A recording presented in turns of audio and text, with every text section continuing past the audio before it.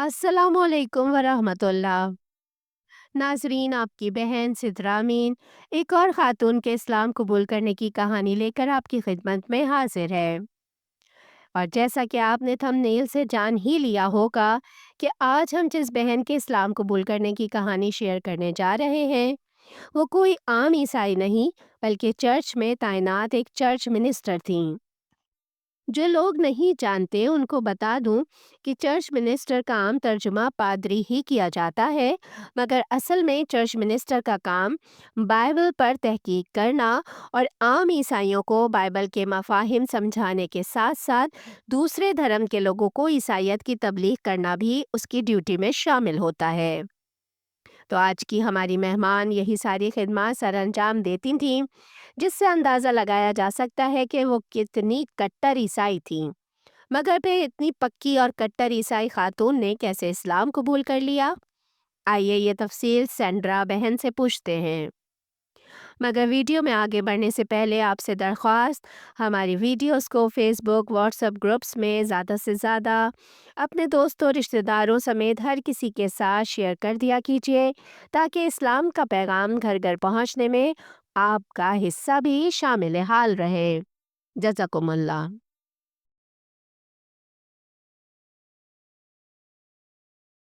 My name is Sandra, and I will have been a Muslim 2 years, the 11th of this month.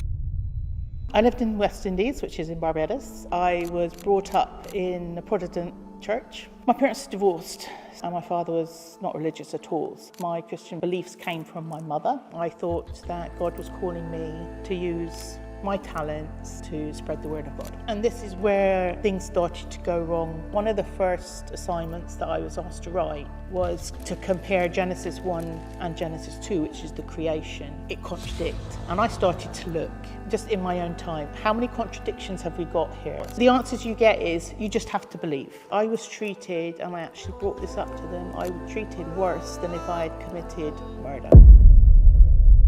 मेरा नाम Sandra है और इस महीने की 11 तारीख को मुझे मुसलमान हुए 2 साल मुकम्मल हो जाएंगे। मैं वेस्ट इंडीज़ बारबाडोस में रहती थी। पैदाइश से ही मेरी परवरिश प्रोटेस्टेंट अकायद के मुताबिक हुई थी। मेरे नाना सल्वेशन आर्मी के वजीर थे। सल्वेशन आर्मी एक ईसाई मजहबी और फलाही तंजीम है, जो दुनिया के कई ममालिक में इंसानी खिदमत, तबलीग मसीह और समाजी बहबूद के काम अंजाम देती है। ये तंजीम आम चर्च की तरह इबादत भी करती है। बज़ाहिर दिखावे के तौर पर इसका बुनियादी मकसद गरीबों, बीमारों और ज़रूरतमंदों की मदद करना है। मगर दरअसल मदद के बहाने ये तंजीम लोगों का धर्म परिवर्तन कराती है और पैसे के एवज़ उनकी मजबूरियां खरीदती है। और इसी वजह से हमारे घर का माहौल बहुत सख्त मजहबी था। सल्वेशन आर्मी के तहत चलने वाला चर्च एक तरह से फौजी नज़्म ज़ब्त पर चलता है। क्योंकि हम उस वक्त बारबाडोस में रहते थे, तो जब मैं 12 साल की थी तो हम चर्च में वाहिद सफ़ेद फार्म लोग थे। मैं चर्च को समझ नहीं पाती थी, क्योंकि मैं एक कैथोलिक स्कूल में पढ़ती थी। तो एक तरफ कैथोलिक अकायद सिखाए जाते थे कि मरियम से और यूसुफ अलैहिस्सलाम से दुआ मांगो, पादरी के सामने अपने गुनाहों का इतराफ़ करो। तो इस तरह घर में सिखाई जाने वाली ईसाईयत यानी प्रोटेस्टेंट और स्कूल में पढ़ाई जाने वाली ईसाईयत यानी कैथोलिक, इन दोनों के तज़ादात ने मुझे कंफ्यूज कर दिया था। और फिर पेरेंट्स की तरफ से ज़बरदस्ती की जाती थी कि इतवार के दिन चर्च जाओ। तो जब मैं 12 साल की हुई, मैंने अपनी माँ से कहा कि बस अब मैं चर्च नहीं जाऊंगी। मैं जब 12 साल की थी तो 1990 में वालिदैन की तलाक के बाद मैं इंग्लैंड वापस आ गई और लंदन आकर मैं ऐसे ख़ानदान के साथ रही जो सल्वेशन आर्मी के बहुत ज़्यादा मानने वाले थे। उन्होंने मुझे दोबारा चर्च जाने पर आमादा किया और मैं चर्च जाने लगी। मैं क्वायर गाती थी, नौजवानों के प्रोग्राम्स में मदद करती थी। मेरे वालिदैन की तलाक हो गई थी। मेरे वालिद मजहबी नहीं थे, तो मेरे ईसाई अकायद मेरे माँ से आए। मेरी माँ सुबह 5 बजे चर्च जाया करती थी। उन्हें सिगरेट नोशी बिल्कुल पसंद नहीं थी, क्योंकि सल्वेशन आर्मी में न सिगरेट पीने की इजाज़त है न शराब पीने की। اور نہ شادی سے پہلے یعنی گرل فرینڈ بوائے فرینڈ جیسے جنسی تعلقات کی۔ جھوٹ بولنے یا غلطی کرنے پر وہ کہتی کہ اگر تم سے غلطی ہو جائے تو تم جا کر معافی مانگ سکتی ہو۔ اسی کو وہ مذہب سمجھتی تھیں۔ ان کے چرچ میں مرسی سیٹ یعنی رحمت کی نشست نام کی ایک جگہ ہوتی ہے جہاں جا کر انسان خدا سے معافی مانگتا ہے۔ پروٹیسٹنٹ پادری سے معافی نہیں مانگتے، تو میری ماں نے ہمیں اسی طرح پرورش دی تھی۔ پھر جب میں نے 12 سال کی عمر میں چرچ جانا چھوڑا تو انہیں غصہ نہیں آیا۔ انہوں نے کہا کہ بہت سے بچے جب جوان ہوتے ہیں تو مذہب سے دور ہو جاتے ہیں، لیکن بڑے ہو کر وہ پھر واپس آ جاتے ہیں۔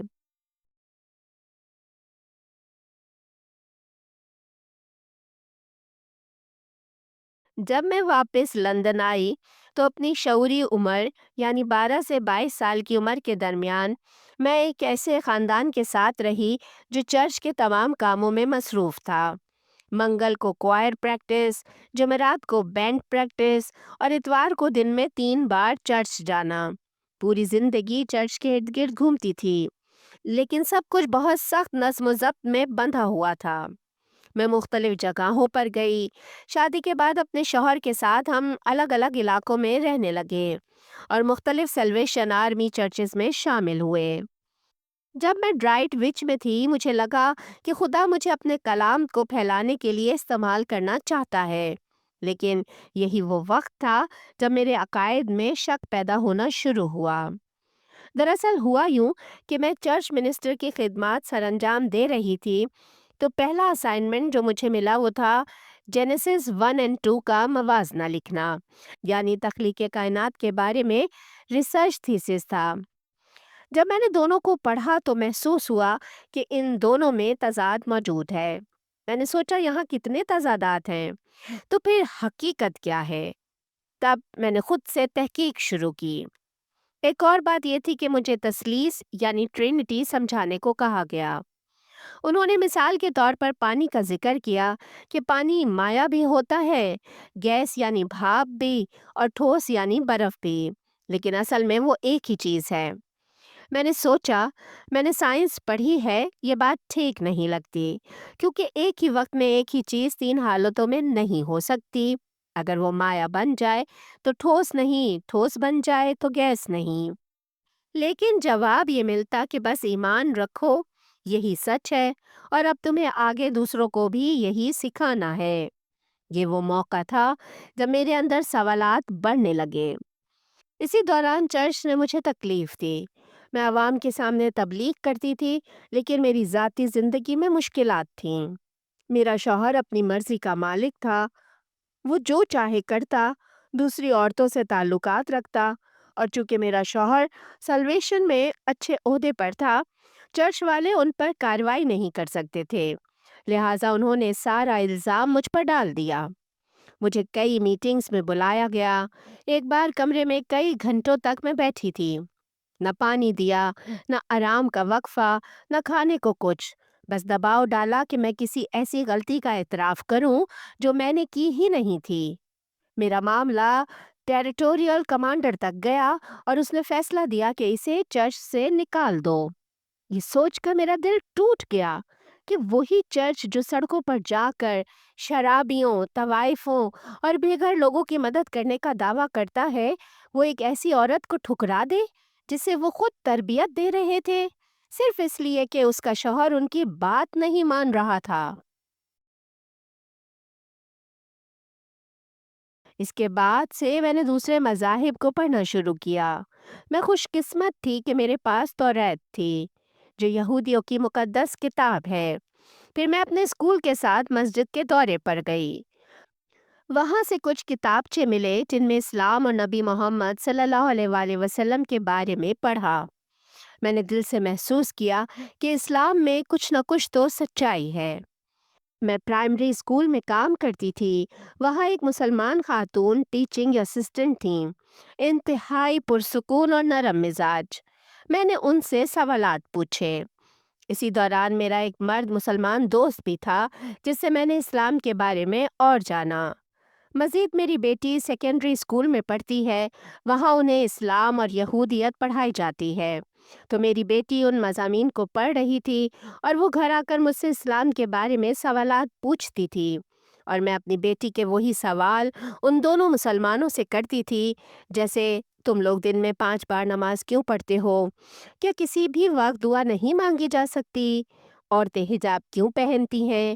کیا ان کے شوہر انہیں مجبور کرتے ہیں کہ وہ خود کو ڈھانپیں؟ یا اس کی کوئی خاص وجہ ہے؟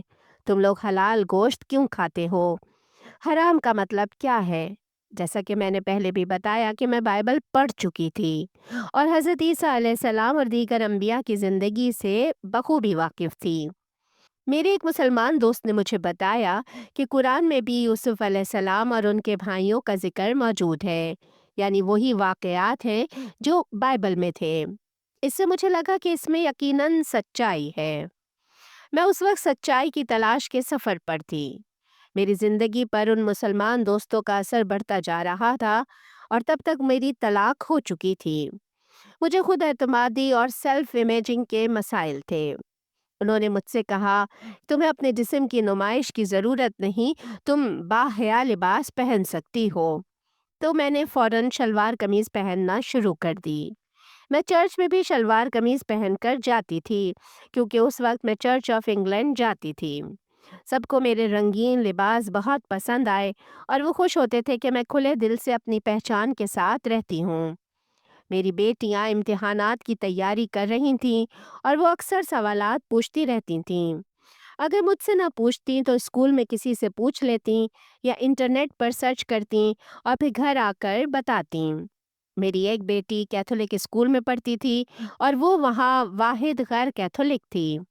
وہ اکثر اسکول کی جانب سے مریم علیہ السلام کے بارے میں سکھائی جانے والی باتوں کو غلط کہتی۔ مثلاً جب اسکول میں ان سے کہا جاتا کہ مریم سے دعا کرو تو وہ کہتی کہ یہ درست نہیں، دعا صرف گاڈ سے کرنی چاہیے۔ اور ظاہر ہے باقی طلبہ کو یہ اچھا نہیں لگتا تھا، لیکن یہ ہر کسی کی اپنی رائے تھی۔ میرے لیے فیصلہ کن لمحہ وہ تھا جب میں اپنے جنم دن کے موقع پر اکیلی لندن گئی۔ میں ہر سال اپنے لیے کچھ خاص کرتی تھی، مثلاً تھیٹر شو دیکھنا۔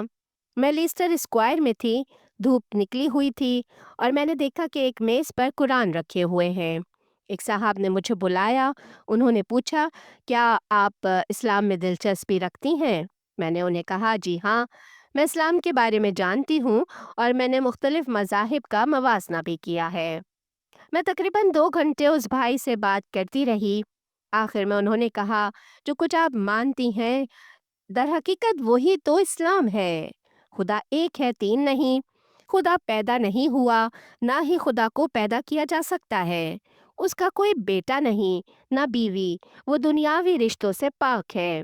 نہ اسے کھانے یا سونے کی ضرورت ہے، وہ ہمیشہ موجود ہے۔ انہوں نے پوچھا، کیا آپ اس سب پر ایمان رکھتی ہیں؟ میں نے کہا، جی ہاں، بالکل۔ پھر انہوں نے کہا، کیا آپ انبیاء اور فرشتوں پر ایمان رکھتی ہیں؟ میں نے کہا، یقیناً، ہمیشہ سے۔ موسیٰ علیہ السلام، ابراہیم علیہ السلام، عیسیٰ علیہ السلام، سب پر۔ پھر میں نے انہیں بتایا کہ مجھے تثلیث یعنی ٹرینٹی پر ایمان لانے سے ہمیشہ مسئلہ رہا۔ تو انہوں نے کہا کہ اسلام میں تثلیث نہیں ہے۔ میں نے کہا، میں خود بھی اسی نتیجے پر پہنچی ہوں کہ تثلیث کا کوئی وجود نہیں۔ انہوں نے مجھ سے پوچھا، کیا آپ مانتی ہیں کہ محمد صلی اللہ علیہ وآلہ وسلم آخری نبی ہیں؟ میں نے انہیں جواب دیا کہ جی، میں نے جو پڑھا ہے اس کے مطابق وہی آخری نبی ہیں جنہیں اللہ نے انسانوں کی رہنمائی کے لیے بھیجا۔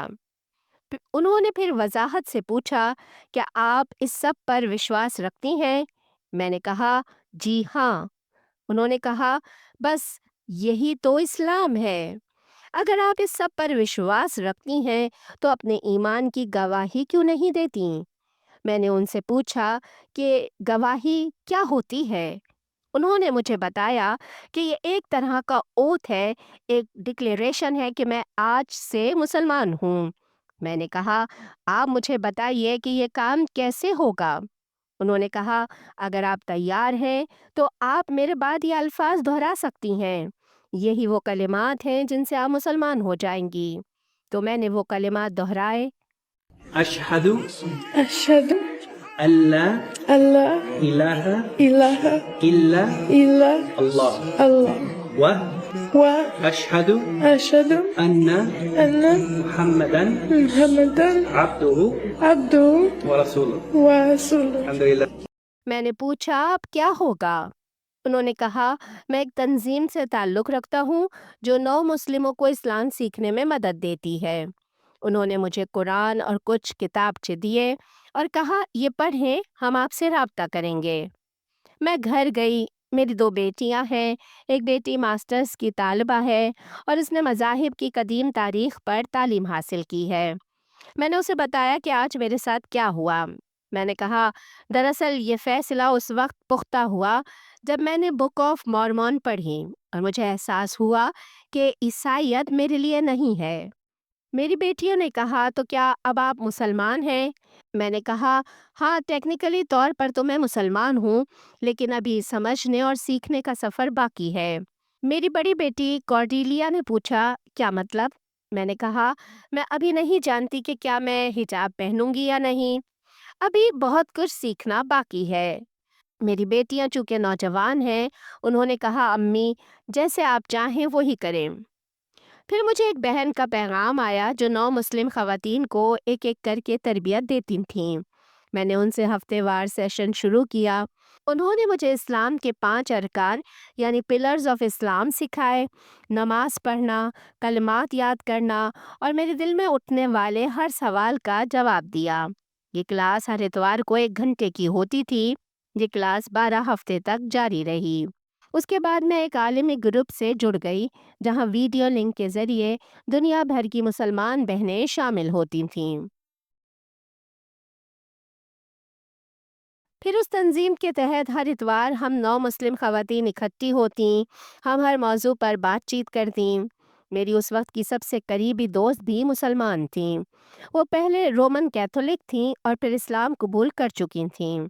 इसलिए मेरे पास कोई ऐसा था कि जिससे मैं खुलकर बात कर सकती थी। मैं जानती थी कि वो मुसलमान हैं। उनकी शादी एक मिस्री मुसलमान से हुई थी और वो बहुत खुश थीं। मैंने उनसे कहा कि मुझे अभी सीखने की ज़रूरत है, मुझे बहुत सी चीज़ों की समझ हासिल करनी है, क्योंकि ज़ाहिर है वो मुकम्मल पर्दा करती थीं और मैं अभी उस मुकाम पर नहीं पहुंची थी। मैं बाहिया लिबास तो पहनती थी, लेकिन आम दिनों में जीन्स और टी-शर्ट भी पहन लेती, कभी शॉर्ट्स भी, और जब बारबाडोस वापस गई तो स्विमिंग सूट भी पहना। बहरहाल वो सब माजी है। मैंने ऐसे ग्रुप्स तलाश करना शुरू किए जो 9 मुस्लिम ख़वातीन की मदद करते हों। इतवार वाला ग्रुप जिसमें दुनिया भर की मुसलमान बहनें शामिल थीं, मैंने वहाँ कहा कि 9 मुस्लिम के लिए सपोर्ट बहुत ज़रूरी है। आपको ऐसे लोगों की ज़रूरत होती है जो आपको ये बताएं कि मसलन खाना दाएं हाथ से क्यों खाया जाता है और इसकी वजह क्या है। क्योंकि ईसाईयत में भी हमेशा यही सवाल होता था, क्यों हम ये काम क्यों कर रहे हैं। इस्लाम में भी मैं ये समझना चाहती थी कि हर अमल के पीछे हिकमत क्या है। मेरी ज़िंदगी बदलने लगी। मैं उस वक्त एक जर्नल प्रैक्टिस क्लिनिक में काम कर रही थी जब मैंने हिजाब पहनने और अबाया ओढ़ने का फ़ैसला किया। तो सबसे पहले मैंने अपनी मैनेजर को फ़ोन किया और कहा कि मैं अब ये लिबास इख्तियार करने वाली हूँ क्योंकि मैं इस्लाम कबूल कर चुकी हूँ और ये मेरे ईमान का हिस्सा है। मैंने सोचा शायद वो कोई एतराज़ करेंगी या कहेंगी कि ड्रेस कोड की खिलाफ वर्जी है, लेकिन उन्होंने निहायत नरमी से कहा कि कोई मसला नहीं, मैं बाकी स्टाफ को खुद बता दूंगी, तुम बस हमेशा की तरह आ जाओ। मैं हैरान रह गई। न किसी ने सवाल किया, न किसी ने तंज किया। मैं बस वही सेंड्रा थी जो अब एक नए अंदाज में दफ्तर आ रही थी। एक दिन एक साहब मेरे पास आए और बोले, मैं आपसे एक सवाल कर सकता हूँ? मैंने कहा ज़रूर। उन्होंने कहा, आपके बाल बहुत खूबसूरत और लंबे हैं, आप इन्हें क्यों ढांपती हैं? मैंने उन्हें जवाब दिया कि मैं मुसलमान हूँ और ये मेरे ईमान का हिस्सा है। इस्लाम में औरत अपनी जीनत छुपाती है क्योंकि वो सिर्फ उसके शौहर के लिए है। वो कुछ देर खामोश रहे और फिर बोले, क्या आपके शौहर ने कहा कि ऐसा करें? मैंने कहा कि नहीं, मैं शादीशुदा नहीं हूँ, ये मेरा अपना फैसला है। मैंने कहा, लोग यही नहीं समझते, ये मेरा इख्तियार है कि मैं क्या पहनूं। یہ بھی میرا فیصلہ ہے کہ میں زیادہ وقت کام کروں تاکہ جمعے کے دن مسجد جا سکوں۔ انہوں نے کہا، ایک بات ہے، آپ ہمیشہ اچھی اور نرم مزاج رہی ہیں، لیکن اب آپ کے چہرے پر ایک عجیب سا سکون ہے۔ پہلے آپ صرف پروفیشنل تھیں، لیکن اب آپ کے اندر اطمینان نظر آتا ہے۔ میں نے کہا، جی، یہی سب سے بڑا فرق ہے کہ اب میرے دل میں سکون ہے۔ اسلام لانے کے بعد میری زندگی کے کئی پہلو بدلے۔ میں نے سیکھا کہ سود سے بچنا ہے، کریڈٹ کارڈز نہیں رکھنے، اوور ڈرافٹ ختم کرنا ہے، اور پچھلے سال کے دوران میں نے اپنے تمام قرضے ختم کر دیے۔ اب میرے پاس کوئی کریڈٹ کارڈ نہیں، نہ اوور ڈرافٹ، نہ کسی کا قرض۔ اور یہ سوچ کر میں حیران رہ گئی کہ میں پچھلے 30 سال سے اوور ڈرافٹ میں تھی، جس کی حد میری تنخواہ سے دگنی تھی۔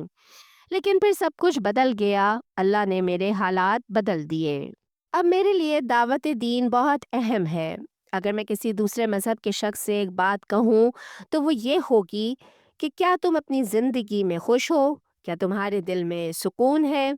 اگر تمہارے اندر کشمکش ہے تو شاید تمہیں ابھی سچائی کی تلاش ہے۔